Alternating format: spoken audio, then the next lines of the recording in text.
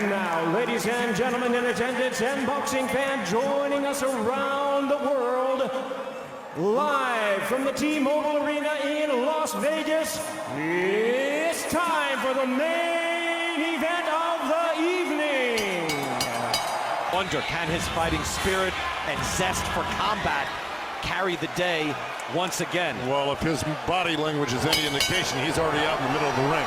Here we go, round number one, Manny Paquaio and Yordenis Ugas. Paquaio out, probing with the jab, and there's the double jab immediately from Ugas. Sean Porter, as you pointed out, he's got a beautiful jab, and he usually throws two at a time. Paquaio steps in with body shots. Yeah, Yordenis has got to continue to use that jab. I appreciate the patience of you, Yordenis, but use that jab and keep Manny guessing. Make Manny reset. That's what the jab is going to do. It's going to force Manny to reset. You saw how quickly he was able to jump in and get to the body, Joe. Yeah, it's pretty much what he did with Thurman in the first round. He went out there and unleashed a combination. He's got fast feet still, Manny Paquaio. And look, Ugas is going to have to deal with Manny's jab too when he does decide to throw it. So, you know, but Ugas definitely have the reach advantage. There's no doubt about it. That was a nice jab that Ugas just landed too, fellas. Just stepped it right in, and Paquaio had to respect it. And that's the thing about Manny. You can get Manny to respect you. You can get some room and some space to operate. And right now, Ugas has the respect because he's created the distance that he needs. Oh, he jumped right in there and hit him with the right hook. Manny has always been able to close that gap. Remember, he fought Juan Manuel Marquez, knocked him down 3 times with left hands in the first round. Marquez could not find an answer. Ugas already realizing he's in with a very different guy. Hard right hand from Ugas. Manny landed a good right hook, and Ugas came back with a stiff jab himself. I mean, look at the fighting spirit from Paquaio already, and it's a very different fight against Keith Thurman. Thurman was the guy who was pressing. Paquaio was very mobile. Here it is Paquaio showing the power early in this round one. Yeah, he knows he can't stay on the outside of that long reach of Ugas's. I mean, wouldn't you agree with that, Sean? Yeah, no, he can't stand on the outside. And I think right now, a little too much posturing right now and posing by Manny. I like to see Manny a little bit more of that in and out. But we got to appreciate the fact that he is 42, and he's got to pace himself a little bit more. And the fact that Ugas is smart enough to clip you on the way in if you make mistakes. So he's got to be a little bit cautious. I think he threw caution to the wind like 2 or 3 times so far in different sets, Manny has in this round. I got Ugas' attention as well. I mean, you can see Ugas would like to stand there and throw that long jab out, but he's getting touched by Paquaio, and he can see the power, and you have to respect the Paquaio power.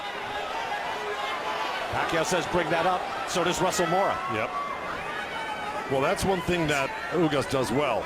If he blocks or turns on you, he'll come back and counter you with 2 body shots. Not just 1, 2. He throws them hard too, Joe. He'll dig in and throw a hard body shot. Against Paquaio, though, as most fighters have found, it's just a different rhythm. It's a different equation. You see what I'm saying? Look, the jab. The jab is going to be, it's going to lead to the success for Ugas. He jumped in and he got pushed down. Obviously not a knockdown as we end round number 1. And but I just think the effort alone by Paquaio won him that round.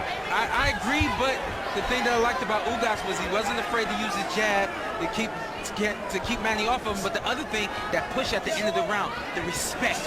You need Manny to respect you. Manny doesn't respect the jab. That's why he's getting hit with the jab. That was a beautiful counter jab from Ugas too. And in round number 1, 21 of his 27 punches thrown were jabs. And not only that, it's an effortless double jab. He puts the first one out, that second one lands again. And I gotta also say this, remember, Yordenis Ugas is a Cuban fighter, has the Cuban background 100%. That's an intellectual island, those fighters. Very intellectual fighters. So we see the jab right now.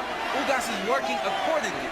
Look at the championship rounds fought. I mean, no one's gonna stack up to Paquaio through 27 years of being a professional. A pro at the age of 16 at 98 pounds. And I would say even in round 1, good jab by Paquaio. Paquaio is still the more menacing fighter, isn't he? When he jumps in with a combination, you know he means business. Yeah, and Paquaio landed a good jab himself just a second ago. They're not as often as Ugas is throwing his, but Ugas is not really not working in a hard way. In other words, he's just throwing an occasional jab right now, and he's really holding back on some better power punches that he should be throwing. Pacquiao was stopped there by a right hand. He's doubling up on the jab and then a left hand coming off the jab as well. Pacquiao is still busy with his hands. Ugas outlanding Pacquiao so far in this fight. I can also see the patience of Manny. It could be Manny, and he's getting hit with the jab. We can't ignore the fact that Ugas is landing jabs, but I got a feeling Manny's trying to set him up, let him get comfortable so that he'll open up a little more. I agree with that because Manny's always looking for that to land that big shot. But another thing Ugas is doing, Sean, and you know the conventional way to move against the southpaw is towards their jab side, but Ugas is moving towards the power shot, the power side of Manny Pacquiao, which is unusual. I encourage it with southpaws, but not many guys do that. Those numbers, by the way, are interesting in that Pacquiao is throwing a lot of jabs but not landing. Ugas is much more accurate. 45 seconds to go here in round number 2. Pacquiao jumps in, tries to trade. Would love to get this as a firefight on the inside. Ugas has real power.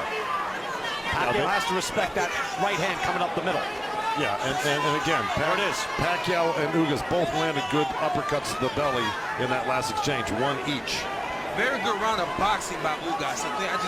I like everything from Ugas in this round, the jab, the patience, that shell defense that he likes to use, and also timing Manny pretty well with the offhand. Another jab by Ugas. Stop. He has outlanded Manny Pacquiao through 2 rounds. It's been an interesting fight.